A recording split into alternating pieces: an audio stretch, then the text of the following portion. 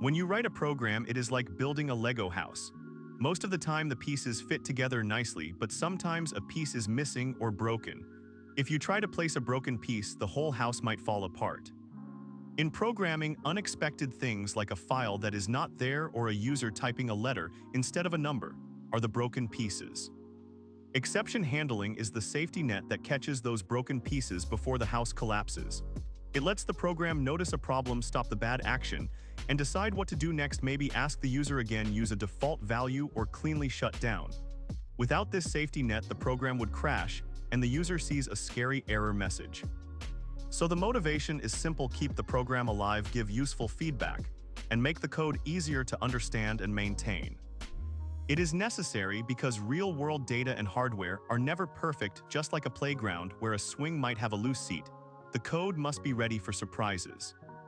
Python gives 4 special blocks that work together like a traffic system.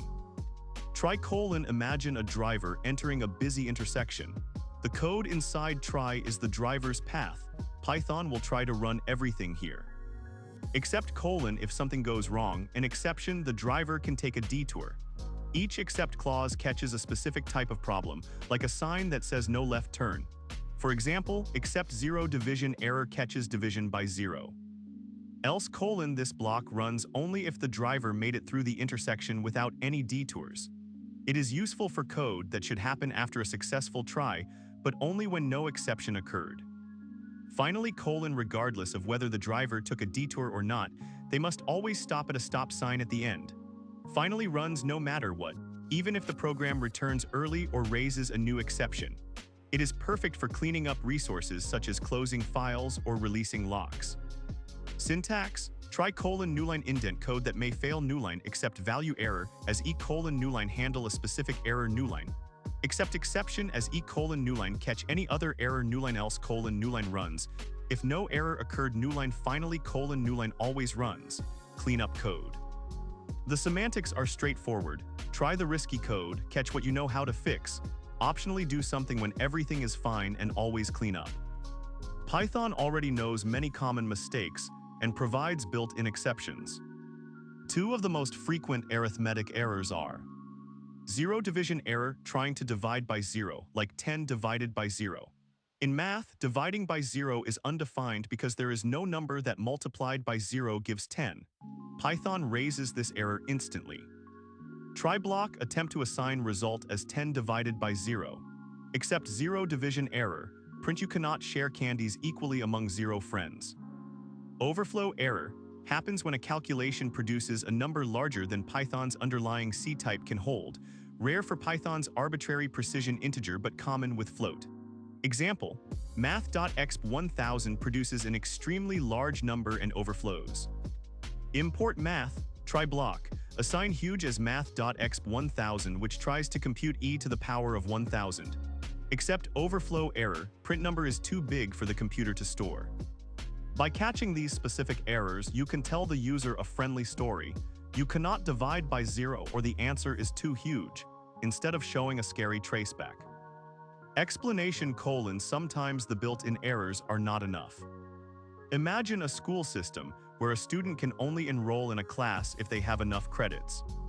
If they do not, you want a special message, not just a generic value error.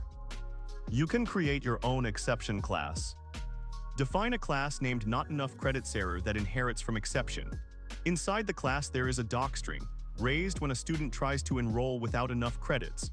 Define an initializer method that takes needed and have as parameters, assigns them to the instance attributes needed and have, and calls the superclass initializer with a formatted message. Need needed credits but only have available. Define a function enroll that takes student and course as arguments.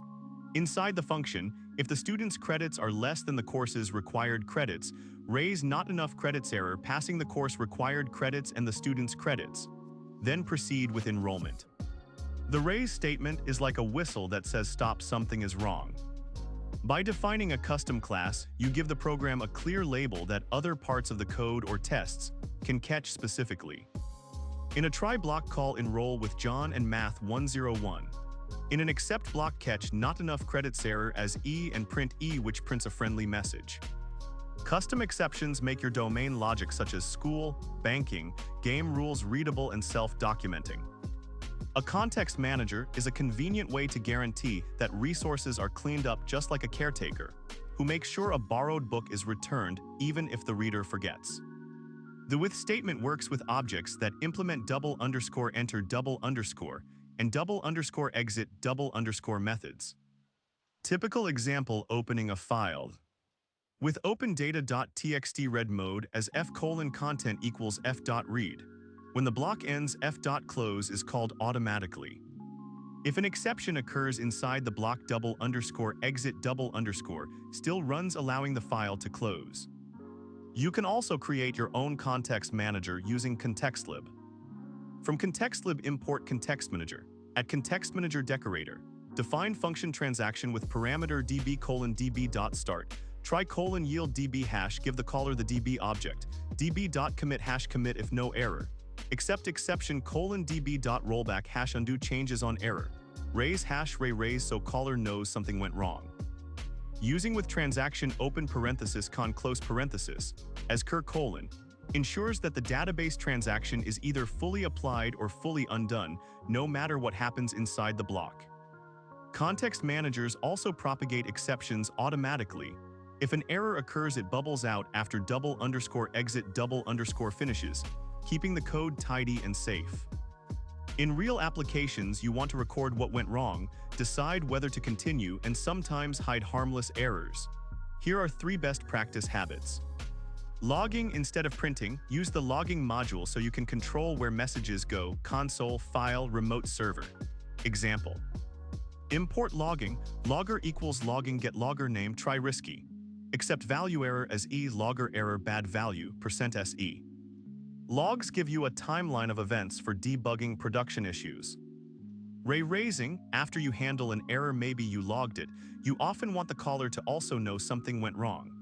Use raise without arguments to preserve the original traceback. Accept IO error as e logger warning file not found will use default raise. Suppressing, sometimes an error is harmless and you deliberately ignore it. Python provides ContextLib suppress for this. From ContextLib, import suppress. With suppress file not found error, os remove temp.txt. Suppression should be used sparingly, and only when you are certain the error does not affect program correctness. Overall, log first, clean up, then decide whether to raise or suppress. Testing that your code reacts correctly to errors is as important as testing the happy path. 2 popular frameworks help you write these tests: Unitest built-in : import Unitest. Define divide open parentheses a comma b close parentheses : return a divided by b define class test divide open parentheses unitest.testcase close parentheses define test_0_ division open parentheses self close parentheses with self dot assert raises open parentheses 0 division error close parentheses divide open parentheses 10,0 close parentheses. PyTest third party more concise: import PyTest. Define divide open parentheses a comma b close parentheses return a divided by b define test 0 division open parentheses close parentheses with PyTest dot raises open parentheses 0 division error close parentheses divide open parentheses 5,0 close parentheses. PyTest also offers parametrized tests to run many error cases in one function: At sign PyTest.mark.parameterize open parentheses single quote a comma b single quote comma open bracket open parenthesis 1,0 close parenthesis comma open parenthesis 0,0 close parenthesis comma open parenthesis -5,0 close parenthesis close bracket close parentheses define test_divide by 0 open parentheses a comma b close parentheses with PyTest dot raises open parentheses 0 division error close parentheses divide open parentheses a comma b close parentheses. Both frameworks let you confirm that custom exceptions are raised, that resources are cleaned using fixtures, and that error messages are correct. Writing these tests prevents future changes from silently breaking your error handling logic. Exceptions are powerful, but they have a cost. In tight numerical loops, for example processing millions of data points, raising and catching exceptions every iteration can slow the program down because Python has to build a traceback object. Guidelines for high-performance code. Avoid using exceptions for control flow. Do not rely on try except to test whether a list element exists. Instead, use if checks or methods like dict get. Validate inputs early, check conditions before entering the hot loop. This prevents exceptions from being raised inside the loop. Use NumPy or Numba. These libraries perform calculations in compiled code where overflow or invalid operations become NaN values rather than Python exceptions, which is much faster. Localize exception handling, keep try, except blocks small and close to the risky operation. Python can skip the overhead for the rest of the function. Profile, use cprofile or time it to measure the impact. Often the overhead is negligible compared to input-output, but in pure CPU numeric kernels it can be noticeable. In summary, treat exceptions as the emergency brake. Keep them for truly unexpected conditions, not for normal frequent decisions.